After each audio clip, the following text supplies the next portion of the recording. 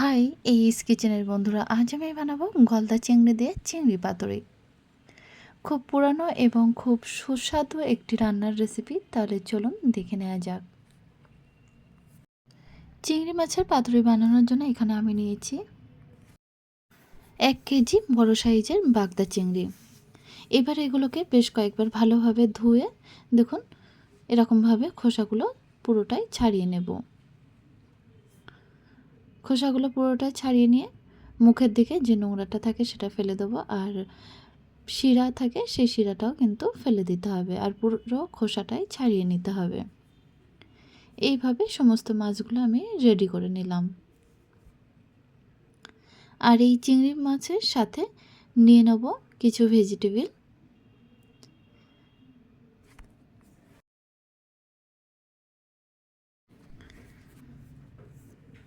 দেখুন নিয়েছি বেশ 7 থেকে 8টা কাঁচা লঙ্কা, হাফ বাটি মতো সরিষা, এবং যতটা সরিষা আমি নিয়েছি তার থেকে 3 ভাগের 1 ভাগ জিরে নেব। নিয়ে বেশ ভালোভাবে কিন্তু পেস্ট করে নিতে হবে। তার জন্য একটা ব্লেন্ডার জারের মধ্যে সরিষাগুলো দিয়ে দেব, তারপরে জিরেগুলো কিন্তু ব্লেন্ডার জারের মধ্যে দিয়ে অল্প একটু জল দিয়ে ঢাকনাটা লাগিয়ে বেশ ভালো করে মিহি করে পেস্ট করে নেব। একটু সময় নিয়ে বেশ ভালো করে মিহি করে পেস্ট করে নিয়ে তারপরে একটা স্ট্রেনারের সাহায্যে কিন্তু ছেঁকে নেব। পেস্ট করার সময় খুব বেশি জল দেব না, একটু পেস্টটা ঘন হলে ভালো হবে। দেখুন এরকম থকথকে ভাব চলে এসে পেস্টটা।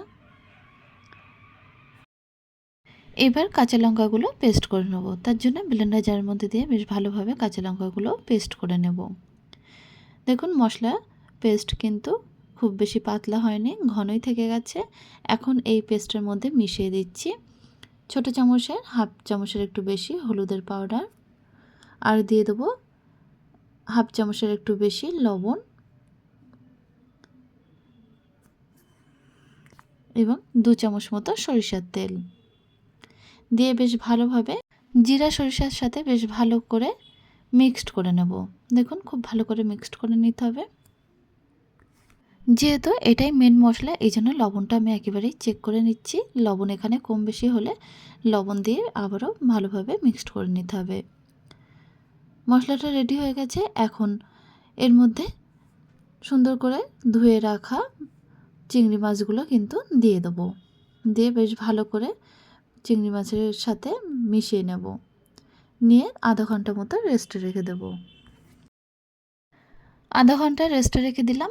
এখন পাতুরি বানানোর জন্য আমি কলাপাতা নিয়েছি। একটু কলাপাতাগুলো কচি দেখে নিতে হবে। দেখুন এরকম দেখে নিতে হবে।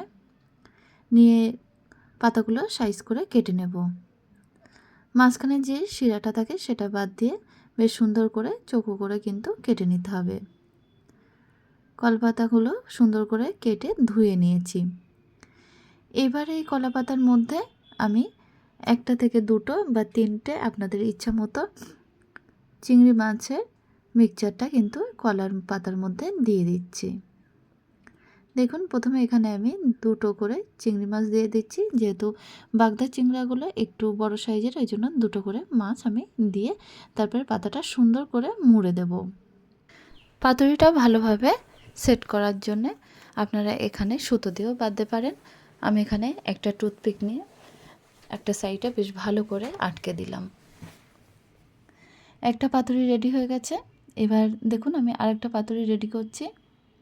একইভাবে 2টো থেকে 3টে বাগদা চিংড়ি আমি পাতার মধ্যে দিয়ে দেব। দিয়ে আর একটু মশলা দিয়ে বেশ ভালোভাবে পাতাটা মুড়ে নিচ্ছি। নিয়ে একটা টুথপিক দিয়ে আটকে দেব। এইভাবে সমস্ত পাতুরিগুলো কিন্তু আমি রেডি করে নিচ্ছি। অনেক সময় পাতা ছোট বড় থাকলে কিন্তু ডবল কোট করতেও পারেন। এইভাবে সমস্ত পাতুরিগুলো আমি রেডি করে নিলাম। এখন এগুলো ফ্রাই করার পালা। তো ফ্রাই করার জন্য মিডিয়াম ফ্লেমে একটি তাওয়া বসিয়ে তাওয়ার মধ্যে বেশ কিছুটা সরিষার তেল আমি দিয়ে দেব। দেখুন তেলটা দিয়ে দিলাম। তেলটা গরম হয়ে গেলে একে একে পাতুরিগুলো কিন্তু তাওয়ার মধ্যে দিয়ে দেব। এখানে আমি 4টে পাতুরি দিয়েছি। গ্যাসের ফ্লেমটা কিন্তু মিডিয়ামে রেখেই ঢাকনা দিয়ে 10 মিনিট রেখে দিতে হবে। দেখুন 10 মিনিট আমি রেখে দিলাম। 10 মিনিট পরে ঢাকনাটা তুলে নেব। তুলে নিয়ে দেখুন পাতার কালারটা কিন্তু অনেকটাই চেঞ্জ হয়ে এসেছে। এবার পাতুরিগুলো উল্টিয়ে দিয়ে আবারও 10 মিনিট ঢাকনা দিয়ে রেখে দেব। 10 মিনিট পরে পুরোপুরি কিন্তু পাতুরিটা কুক হয়ে গেছে। এখন এগুলো তাওয়া থেকে তুলে নেব। বাদবাকি যে পাতুরিগুলো আমি রেডি করে রেখেছিলাম ফ্রাই করার জন্য সেগুলো দিয়ে দিচ্ছি। আবারও তাওয়াতে বেশ কিছুটা সরিষার তেল দিয়ে দেবো। দিয়ে তাওয়ার মধ্যে দিয়ে দেবো। দিয়ে আবারও ঢাকনা দিয়ে মিডিয়াম ফ্লেমে 10 মিনিট রেখে দেবো। রেখে দেওয়ার পর উল্টিয়ে দিয়ে আবারও 10 মিনিট রেখে দেবো। দিলেই সমস্ত পাতুরিগুলো রেডি হয়ে যাবে। এভাবেই আমি চিংড়ি মাছের পাতুরিগুলো রেডি করে নিয়েছি। এগুলো খেতে কিন্তু খুব টেস্টি। একটা পাতুরি আমি খুলে দেখিয়ে দিচ্ছি ভিতরে কত সুন্দরভাবে পাতুরিটা রেডি হয়ে গেছে। দেখুন পাতাগুলো একে একে খুলে নিচ্ছি।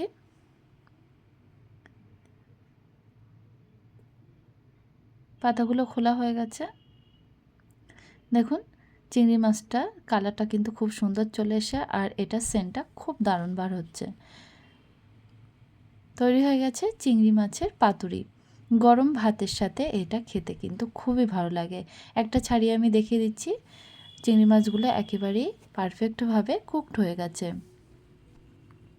তাহলে বন্ধুরা চিংড়ি মাছের পাতুরির রেসিপিটা আপনাদের কেমন লাগলো অবশ্যই কমেন্টে জানাতে ভুলবেন না। আর আমাদের চ্যানেলটা যদি এখনও পর্যন্ত সাবস্ক্রাইব করে না থাকেন তাহলে সাবস্ক্রাইব করার জন্য অনুরোধ থাকলো।